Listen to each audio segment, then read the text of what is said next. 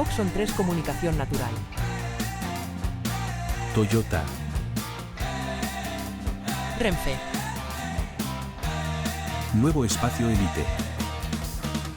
San Miguel. Coca-Cola. Universidad de Oviedo. Acción Cultural Española. El Ayuntamiento de Gijón y el Gobierno del Principado de Asturias. Patrocinan la 37ª edición de la Semana Negra.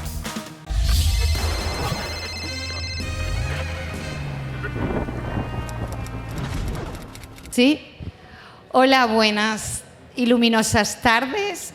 Nos hallamos aquí en la Semana Negra presentando afortunadamente un libro más de Nando López, esta vez en una apuesta original en su trayectoria y atrevida, que es una novela negra. Nando, ¿qué te parece si justificamos este texto desde este subgénero narrativo que has elegido? Bueno, lo primero, buenas tardes. No sé, ¿está? ¿Tengo que abrirlo? ¿No lo he abierto yo? Buenas tardes, ahora sí. Bueno, feliz de estar aquí. Y sí, el apostar por una novela negra, ¿no? Y qué mejor lugar que la Semana Negra para presentarla, es por varios motivos, ¿no? El primero es porque es un género que está menos transitado en la literatura juvenil. A mí me encanta la novela negra, siempre he leído mucha novela negra y me parece que es un género que puede ayudar a que gente que a lo mejor no ha leído mucho se enganche, ¿no? Y yo con este libro tenía la voluntad de que incluso gente que no sea lectora se pueda animar a leer, ¿no? Ahora mismo cuando escribimos competimos no solo con otros libros, competimos con Netflix, con HBO, con videojuegos, o sea, hay un montón de posibilidades de ocio, ¿no? Y yo pensaba, vale, quiero que este libro, si lo coge alguien que normalmente no lea mucho, tenga ganas de seguir leyendo y se dé cuenta de que de repente una novela puede competir con esas otras ficciones, ¿no?, que consumen. Entonces, el género negro me parecía que cumplía esos requisitos, ¿no? Porque al final siempre hay una parte de quién ha hecho el qué que te obliga, ¿no?, a seguir pasando páginas. Pero luego, sobre todo, porque yo empecé a escribir este libro a partir del mensaje de una adolescente que lee mis libros, que me escribe por redes sociales y que me habla de que ella ha vivido violencia sexual y que siente que hay una parte que nadie cuenta o que no se cuenta lo bastante de la violencia social machista posterior. Es decir, ella lo que me decía era: yo viví una agresión, pero el infierno vino después, ¿no? Y esa frase se me quedó grabada: el infierno vino después.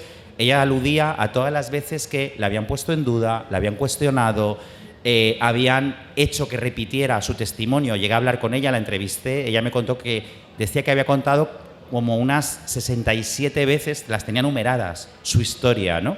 Claro, cuando tú cuentas tantas veces tu historia, por supuesto que hay incongruencias.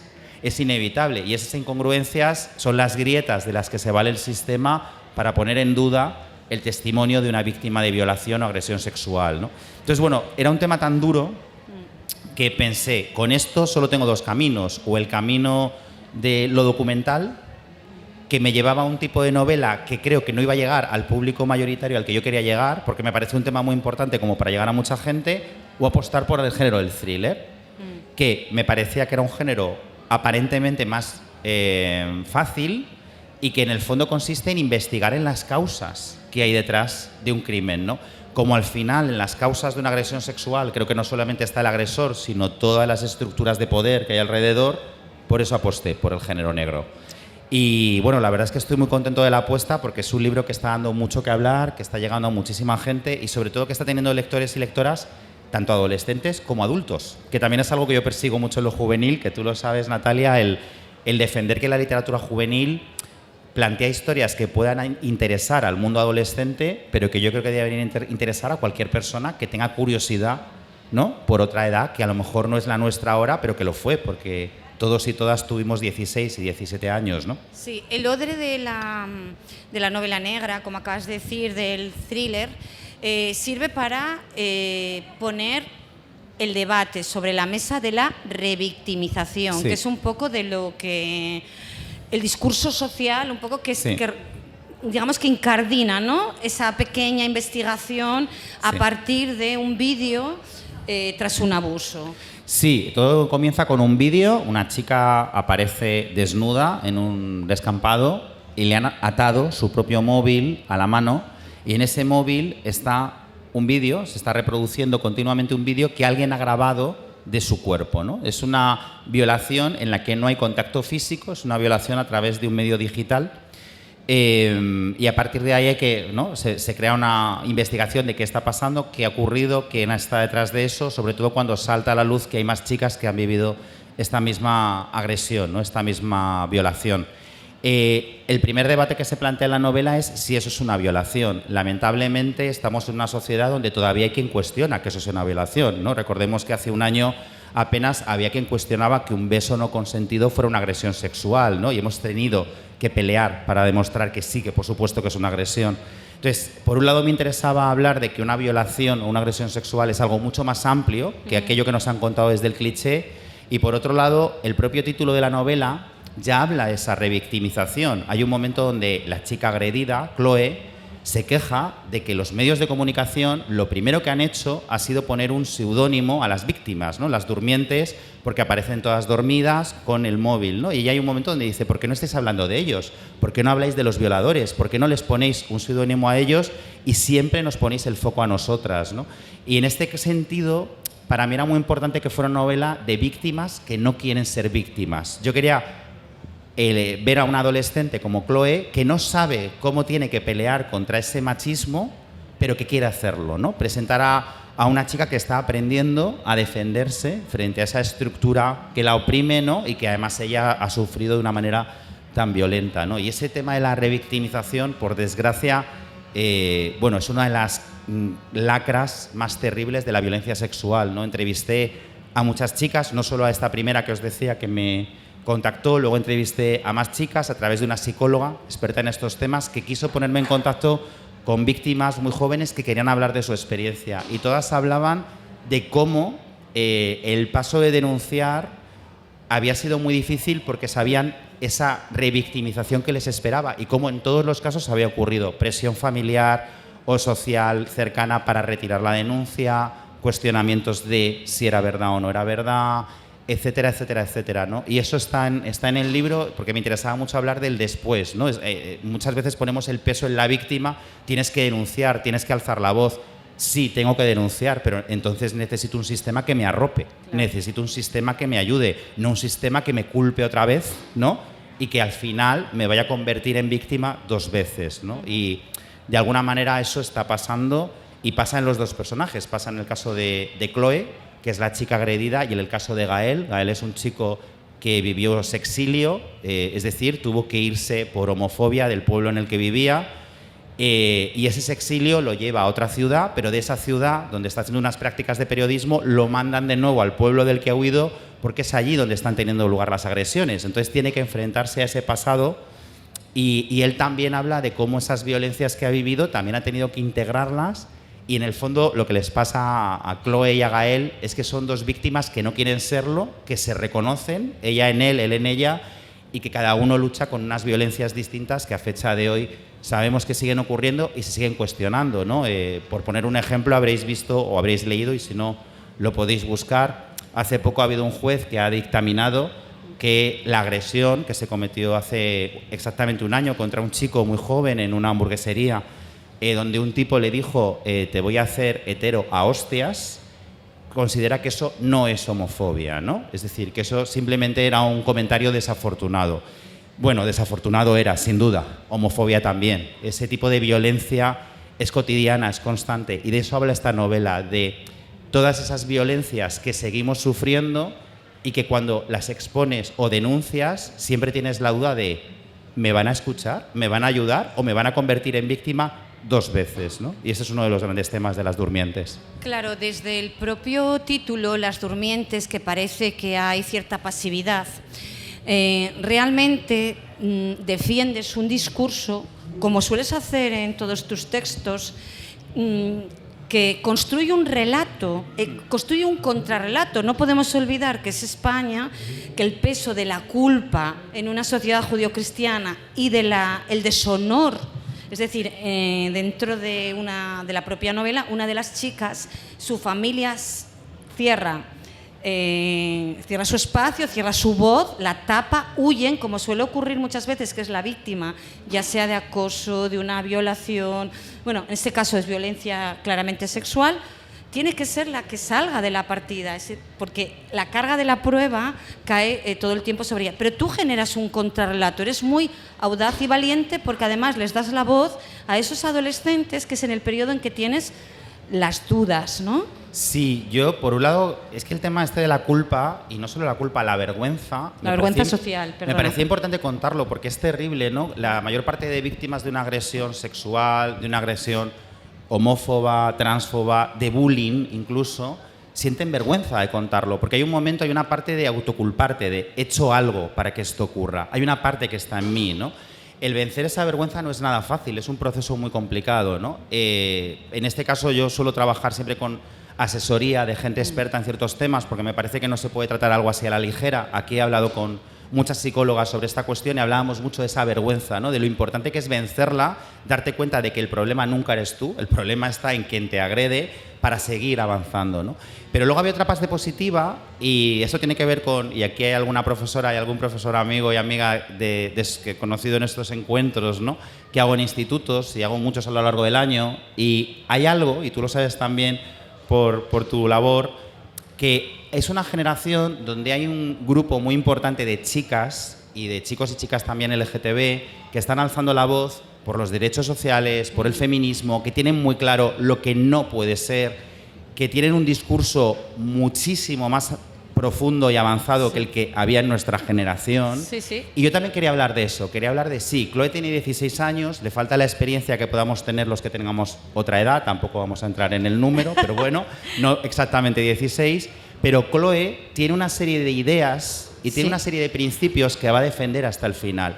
Y en mí, confieso que en este libro, y quizá por eso hay mucha luz, a pesar de que sea muy duro, hay mucha admiración a esa generación y hay un poquito de homenaje a esos chicos y chicas que he conocido en estos años, ¿no? A esos chicos y chicas que se atreven a alzar la voz y a plantar cara a esas violencias, dando ejemplo a generaciones que a lo mejor no lo hemos hecho, ¿no? Y que están venciendo unos prejuicios que hemos permitido que vivan hasta hoy, ¿no? Y luego, ¿sabes qué ocurre en toda tu apuesta literaria?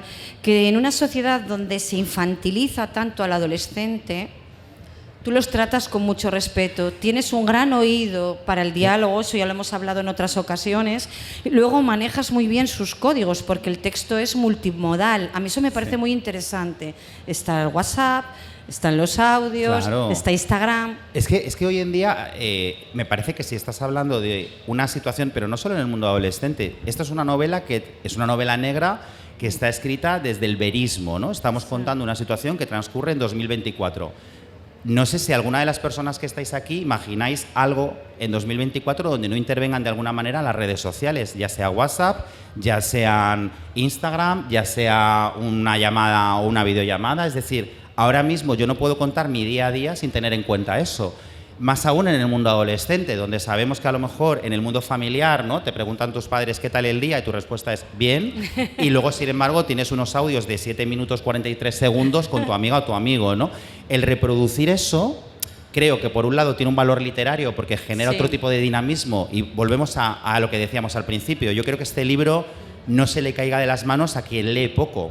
Sí. ¿Por qué? Porque también cuando se habla de este tipo de temas, corremos el riesgo muchas veces de llegar solo a las personas que ya lo piensan. Es decir, a mí me encanta que este libro sea leído por gente que tiene una gran formación feminista, maravilloso, pero también quiero llegar a quien no la tiene. O sea, yo quiero ser leído por aquellas personas que a lo mejor no están en este punto y que la empatía de un texto literario les hace pensar. Entonces, ese tipo de lenguaje, por un lado, te genera ritmo y tiene valor literario, y por otro lado, es que me parece que hacer una novela realista sobre el mundo adolescente donde no intervenga esa parte es completamente falsear la realidad, ¿no? Y es más, tengo que decir que para mí eso es uno de los grandes retos al escribir, porque tienes que poner el oído en cómo se está contando, escribiendo, diciendo ahora, pero luego, como tú decías, Natalia, sin subestimar, ¿no? A mí y por decirlo, si leéis la novela, que ojalá os animéis, hay un monólogo al que yo le tengo un cariño especial, en el que Chloe, la adolescente, salta, no puede más, y estalla contra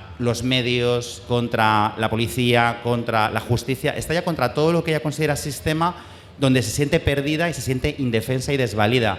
Ese monólogo está evidentemente literaturizado, es decir, yo he estilizado una base real. Está inspirado realmente en una entrevista, en un monólogo de una de las chicas de las que os hablo, que expresó a grandes rasgos las ideas de ese texto.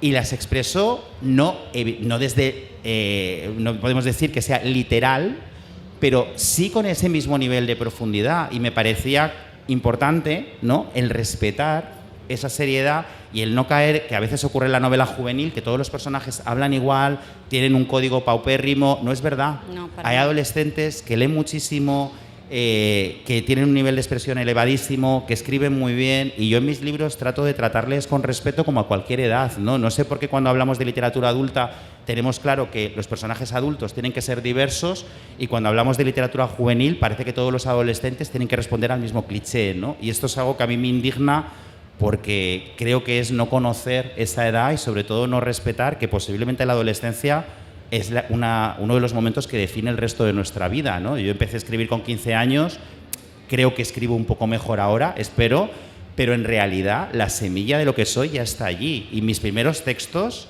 cuentan prácticamente a grandes líneas o a grandes rasgos muchos de los temas que he ido desarrollando años después, ¿no? Y creo que a veces se nos olvida eso, nos tratamos incluso con poco respeto a nosotras y a nosotros mismos, ¿no?, en ese pasado. Sí, pero mira, Las Durmientes es una apuesta, me recordó un poco a Pixar, voy a explicar esto, en que un padre va con un hijo pequeño a ver la película y las dos partes extraen su propia lectura. Es decir, este libro puede ser perfectamente una novela negra de playa de un adulto, de un padre o una madre que quieren acercarse a una de las tantas problemáticas que aparecen en el libro, que si quieres entramos sobre ellas, y también abriga a adolescentes que sí están de acuerdo con las tesis de este libro, pero como te decía, también construyes un relato para aquellos que viven de espaldas a... Claro, y lo de la lectura, bueno, me encanta el ejemplo de Pixar, yo soy muy pro Pixar, porque a mí me parece que la buena literatura juvenil tiene que tener muchas capas, ¿no? Eso es. Hoy en día, y voy a poner un ejemplo de una novela que yo creo que ya forma parte del canon desde hace tiempo en nuestra literatura, y siempre la menciono porque estoy convencido de que sería así. Nada, de la gran Carmen Laforet, hoy en día seguro que sería considerada literatura juvenil, sí, por la edad de la autora, por lo que cuenta, y la habrían publicado en una colección de novela juvenil. Por suerte en esa época no estaban esas fronteras.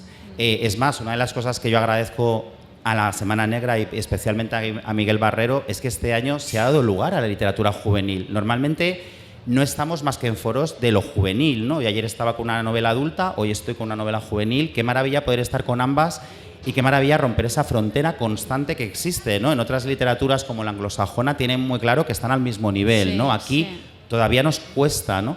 Y sin embargo la gran literatura juvenil, o por lo menos la que a mí me inspira, la puedes leer en cualquier momento y lógicamente tu interpretación va a variar según tu grado de experiencias. En este caso la cubierta, si os fijáis, es una cubierta dura, compleja, valiente. O sea, a mí cuando me la plantearon me encantó, en la que no hay ningún tipo de alusión a la edad, porque realmente esto es una novela que habla de temas tan duros como la industria del porno, la trata de mujeres, los intereses políticos que hay detrás y económicos detrás de toda esta barbarie, ¿no?, sexual, la corrupción. O sea, habla de temas muy, muy adultos. La diferencia con una novela tradicionalmente adulta es que la protagonista tiene 16 y el coprotagonista tiene 23. A mí me llama la atención que al mundo adolescente les exigimos que hagan el esfuerzo de ver historias con personajes adultos, y a veces el mundo adulto parece que nos va a dar urticaria acercarnos a un personaje adolescente. Creo que nos perdemos muchas cosas, ¿no? Y en este caso es un libro que sí que me está pasando, que lo está leyendo mucha gente adulta, lo está leyendo, ya he recibido muchos mensajes de madres e hijas, sobre todo, que comparten el libro, y para mí es quizá lo más bonito que está pasando con Las Durmientes, ¿no? Que traspasa esa frontera o ese estereotipo de que lo juvenil solo se puede leer en cierta edad, ¿no? Sí, además son 300 y pico páginas que se van volando como una buena novela negra, tiene que tener ese punto de entretenimiento, pero en ella caben, hablando también del mundo adulto, temas tan interesantes como esa formación de la autoimagen que se construye en el entorno familiar. Es la gordofobia. Pero bueno, podemos extenderla porque cubre más aspectos. Esos comentarios que crean esa otredad que se construye en el entorno más inmediato, que es donde además suele haber en el 80% los abusos. Sí. Esos dos temas me gustaría que los conectaras porque están muy implicados en la novela. Sí, están muy conectados y son muy importantes, ¿no? Tanto Chloe como Gael viven en un entorno familiar donde, desde la buena intención, porque no son víctimas de una violencia directa, concreta e intencionada, pero sufren con esa autoimagen porque sí viven una violencia indirecta que, sin ser intencional, es constante, ¿no? Gael tiene un enorme problema con su cuerpo, no se gusta, y el primer comentario al llegar a casa de sus padres es, bueno, qué bien, porque aquí vas a comer sano esta semana, ¿no? Y ese tipo de comentarios que parecen inocentes, pero que van calando como una gota y van horadando tu autoestima, hasta que él, cuando hace la maleta, lo primero que se plantea es qué ropa me llevo para que mi madre y mi padre no opinen de mi cuerpo, ¿no? O él tiene también un problema con su pluma, tienes un chico muy amanerado, entonces él ha aprendido a disimularla, porque en su casa lo que le han dicho es que la controle, porque de alguna manera le han hecho culpable de, claro, es que si se meten contigo es porque se te nota mucho, es que tienes que ser más discreto. Ese tipo de comentarios siguen ocurriendo en 2024, ¿no? Y también había algo aquí que quería contar de cómo esas frases que creemos que son inofensivas son profundamente nocivas, ¿no? El opinar sobre el cuerpo ajeno, ¿no? Yo te lo contaba antes, hoy mismo colgaba una foto en la playa, porque yo en cuanto llego a una ciudad con mar me voy a la playa como si no hubiera visto el mar nunca. Esto es una cosa que nos pasa mucho a quienes no tenemos mar cerca, y más es una ciudad tan maravillosa como Gijón, y se me ha ocurrido poner una foto, lo que yo llamo el fin necesario, y de repente tenía un comentario, el primer comentario era: necesitas más color, ¿no? Y ha habido un punto de, bueno, ¿qué necesidad hay de opinar sobre si necesito más color o no? A lo mejor no me puedo poner moreno, a lo mejor tengo un problema de piel, a lo mejor odio el bronceado, o a lo mejor no es necesario comentar cómo es la estética de otra persona, y constantemente lo hacemos, ¿no? Y estos personajes lo viven porque me parece que es un tipo de violencia cotidiana, porque por desgracia a la adolescencia le afecta de una manera muy grave. Sabéis que ahora mismo tenemos un repunte de TCAs, de anorexia y bulimia en el mundo adolescente absolutamente preocupante. Yo llevo años colaborando con un hospital haciendo un taller literario para chicos y chicas que han estado a punto de perder la vida por esta cuestión. Y creo que tampoco desde la ficción estamos ayudando. Algo, por contar una anécdota que me pasó con respecto a este libro, Gael, el protagonista, es un chico que es gay, que tiene mucha pluma y que tiene un físico no normativo, es un chico gordo. Bueno, pues en un instituto, en uno de estos encuentros, un chico levantó la mano para decir, bueno, a mí me ha gustado el libro, pero es que a Gael le pasan muchas cosas, ¿no? Y me llamó la atención lo de muchas cosas, porque como hemos construido ahora el cliché de, bueno, si eres gay, entonces tienes que tener un físico perfecto y tener, ¿no?, una masculinidad alfa evidente. De repente a este chico, que un personaje gay tuviera un físico no normativo y tuviera una actitud y una forma de comportarse no estereotípicamente masculina, le parecía que era demasiado, cuando ahí estamos la mayoría de personas del colectivo, ¿no? Entonces eso también me dio mucho que pensar, cómo desde la ficción también creamos cánones constantemente que no ayudan a la diversidad, sino todo lo contrario, ¿no? Y en una novela que habla del cuidado del cuerpo, de la protección, de la violación de ese espacio personal, me parecía muy importante también hablar de otro tipo de agresiones que llamamos microagresiones, pero que yo creo que no tienen nada de micro, porque van directamente a la autoestima, a la autoimagen, y en este caso es algo que al personaje le va a costar sanar, y precisamente ahí es donde se reconoce con Chloe, ¿no?, en que los dos tienen que trabajar esa autopercepción, ¿no? Me gusta mucho también las lindes que fijas entre la ciudad y España vacía, que ahora mismo, bueno, ocupa titulares, pero es verdad que ese sexilio del que se habla a día de hoy sigue marcando esa diferencia de espacios, ¿no? Y el sexilio ocurre también cuando un chico o una chica que es LGTB tiene que abandonar su centro escolar por bullying, y porque al final quien tiene que irse para salvarse es él o ella. Eso también es exilio, ¿no? Porque al final, para la adolescencia, su espacio a veces es más pequeño, su espacio es su barrio, básicamente. Sí. Si tengo que abandonar mi espacio porque soy víctima de violencia y mi única protección es huir, me estás educando en que no tengo más remedio que seguir escapándome de quienes van a violentarme, ¿no?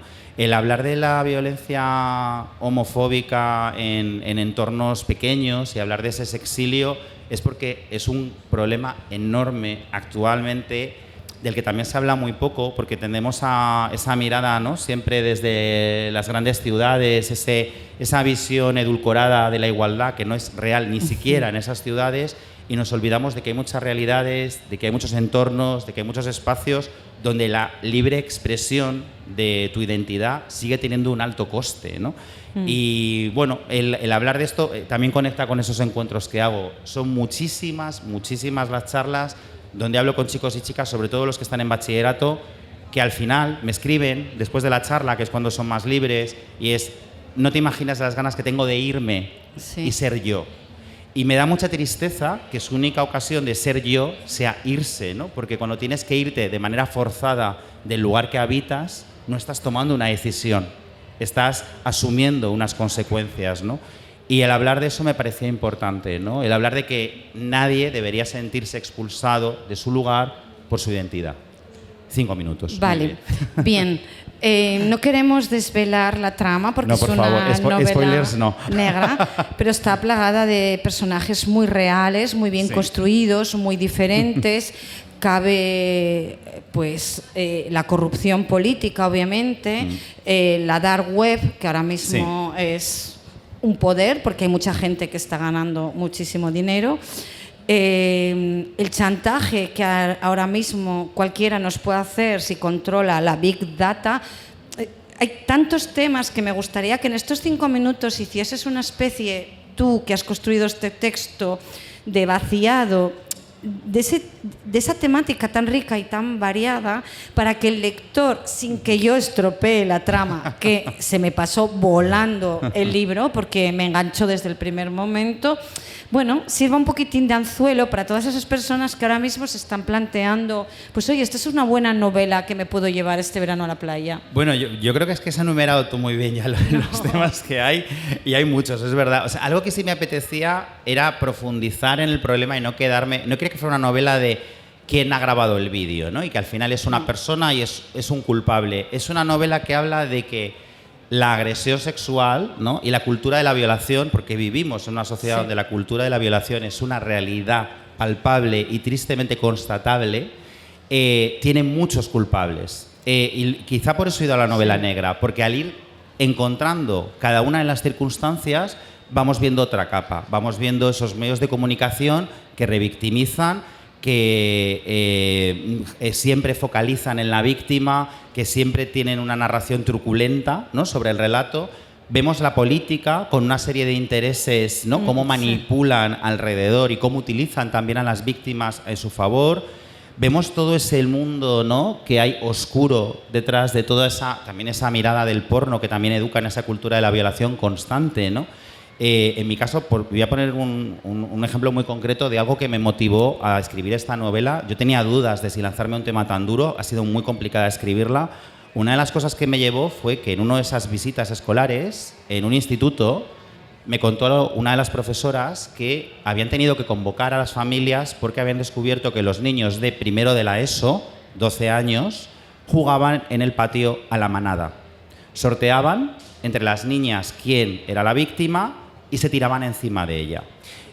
A mí eso me parece gravísimo porque quiere decir hasta qué punto, como sociedad, estamos frivolizando este horror, no lo estamos contando, no lo estamos explicando y estamos permitiendo que crezca, ¿no? Entonces, en este caso son tantos temas, porque lo que sí quería decir es, yo odio las novelas con moraleja, las novelas simplistas, y sobre todo creo que una novela que aborda un tema social tiene que dejar claro que son muchas las estructuras que confluyen en ella, ¿no?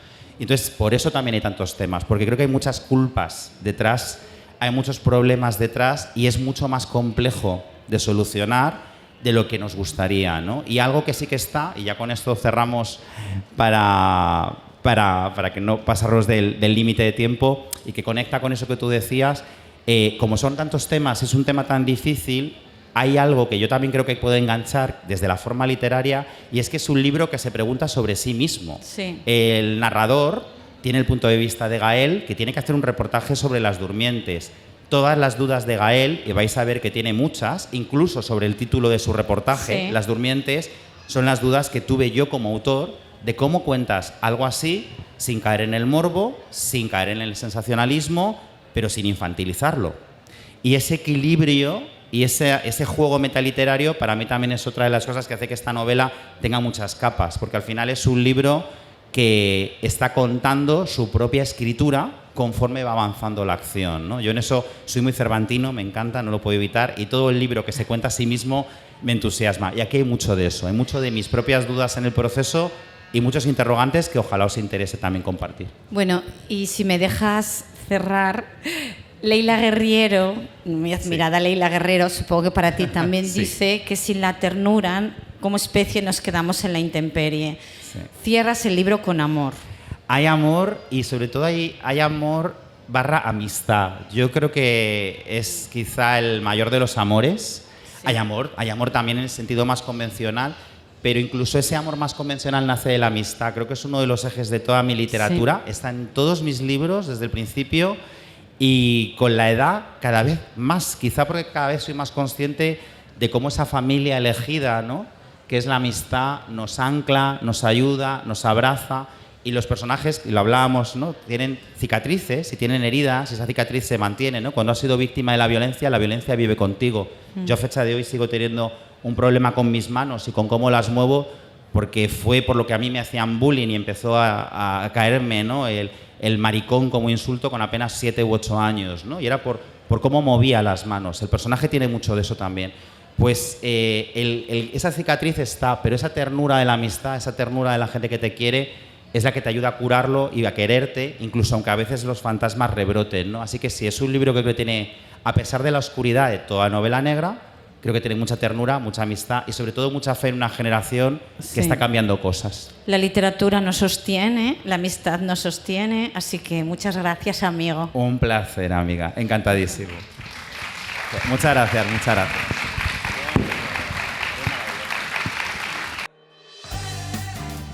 Oxon 3 Comunicación Natural.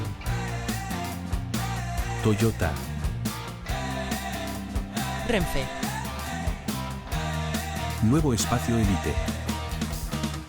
San Miguel. Coca-Cola.